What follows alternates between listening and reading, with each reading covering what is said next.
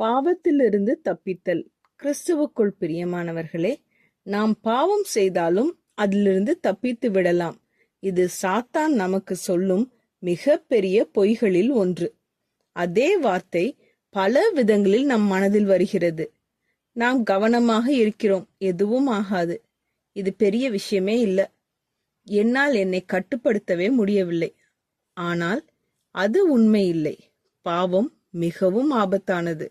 சகோதரி நான்சி சொல்கிறார்கள், நாம் எதை விதைக்கிறோமோ அதையே அறுப்போம். நாம் எடுக்கும் ஒவ்வொரு தீர்மானத்திற்கும் விளைவுகள் இருக்கும். நாம் நெருப்போடு விளையாடினால் நிச்சயமாக எரிந்தே போவோம்.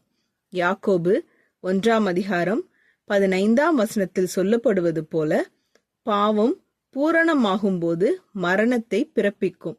நாம் பாவத்திலிருந்து தப்பித்து விட முடியாது. ஆனால் ஒரு நல்ல செய்தி இருக்கிறது. நாம் நமது பாவத்தை நம்மை நேசிக்கும் தேவனிடத்தில் அறிக்கையிட்டால் அவர் நம்மை மன்னிக்க எப்போதும் ஆயத்தமாக இருக்கிறார்.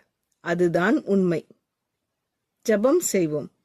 எங்கள் அன்பின் பரமபிதாவே, சில நேரங்களில் பாவத்தை லேசாக எடுத்துக்கொண்டு அதிலிருந்து தப்பித்து விடலாம் என்று நினைத்ததற்காக எங்களை மன்னியும். எங்கள் பலவீனங்களில் மற்றும் எங்களால் எங்களை கட்டுப்படுத்த முடியாமல் போகும் தருணங்களில் உம்மை நாடி வர எங்களுக்கு கிருபை செய்யும்.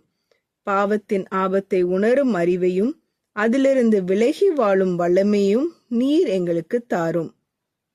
எங்கள் இருதயத்தை சுத்தமாக்கி உமக்கு பிரியமான வாழ்க்கையை வாழ உதவி செய்யும்.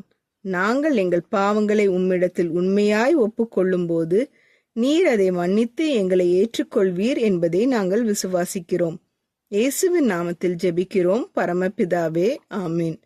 இந்த மெசேஜ் 11 செப்டம்பர் 2024 நான்சி டிமோஸ் வோல்கமோத் அவர்களின் இயேசுவை தேடி என்ற புரோகிராமிலிருந்து எடுக்கப்பட்டது. கர்த்தர் உங்களை ஆசீர்வதிப்பாராக.